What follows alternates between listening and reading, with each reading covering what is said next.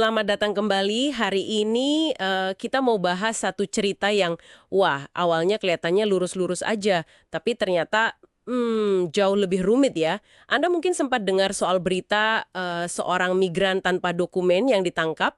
Katanya sih dia kirim surat ancaman pembunuhan ke Presiden Donald Trump. Iya, betul. Itu beritanya cukup kencang ya waktu itu. Apalagi disebar langsung oleh Sekretaris Keamanan Dalam Negeri (DHS) Kristi Noem. Iya, pakai rilis pers resmi segala, terus ada pujian juga buat petugas ICE, imigrasi dan bea cukai. Nah, disinilah penelusuran kita jadi menarik. Karena sumber penegak hukum sekarang punya pandangan yang bisa dibilang beda banget. Oh ya, gimana tuh? Mereka sekarang curiga kalau pria yang ditangkap ini, namanya Ramon Morales Reyes, usia 54 tahun, justru korban jebakan. Dan dia nggak pernah nulis surat ancaman itu. Wah, ini plot twist ya. Jadi narasi awal yang dibangun itu gimana dong? Iya, jadi kebalik total. Betul sekali. Dan yang menarik, penyelidik sekarang ini punya teori kalau surat ancaman itu memang sengaja dikirim buat mencelakai si Reyes ini. Sengaja.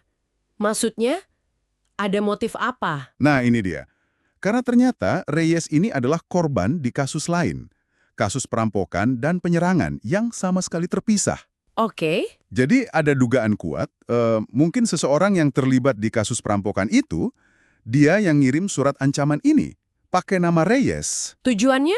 Ya, tujuannya supaya si Reyes ini dideportasi sebelum dia sempat kasih kesaksian di sidang kasus perampokan itu, gitu dugaannya. Wow. Makanya, ancaman ke presiden itu sendiri menurut penyelidik dianggap nggak kredibel. Tapi gimana caranya penyelidik bisa sampai ke kesimpulan kayak gitu? Maksudnya, apa yang bikin mereka yakin ini jebakan? Kan tuduhan awalnya serius banget. Nah, ini ada beberapa bukti kunci ya. Pertama, mereka kan wawancara si Reyes. Terus, tulisan tangannya dibandingin sama surat ancaman itu. Hasilnya? Nggak cocok. Oh, beda tulisan tangannya. Iya, beda. Terus, yang kedua, Departemen Kepolisian Milwaukee juga udah konfirmasi mereka lagi selidiki kasus lain, yaitu pencurian identitas dan intimidasi korban yang terkait sama situasi Reyes ini. Jadi ada penyelidikan terpisah soal intimidasi. Betul. Meskipun belum ada tuntutan pidana resmi ya untuk kasus intimidasi ini, tapi penyelidikannya jalan. Oke. Jadi bukan cuma klaim si Reyes aja, tapi ada semacam analisis forensik, tulisan tangan, dan penyelidikan lain yang mendukung ya. Tepat sekali. Dan ada lagi nih, penegak hukum juga nge-review rekaman telepon dari penjara. Rekaman telepon? Dan salah satu alamat yang ditanya itu cocok sama alamat tujuan pengiriman surat ancaman.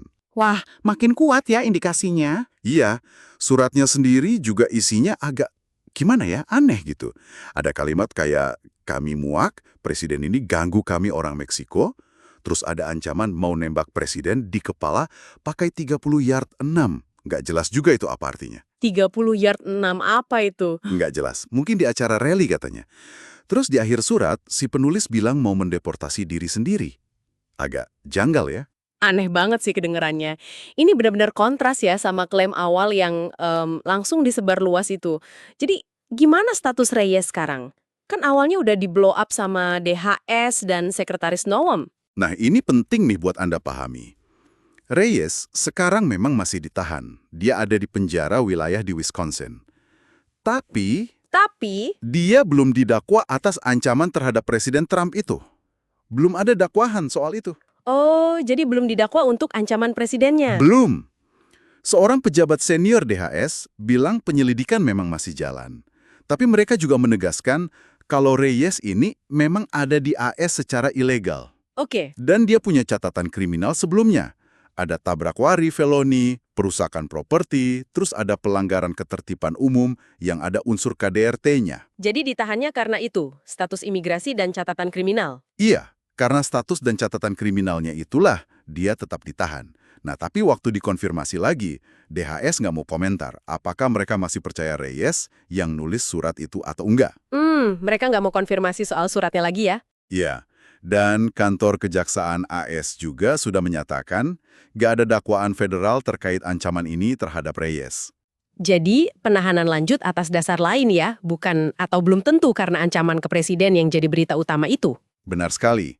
Dan perlu kita lihat juga konteks yang lebih luasnya.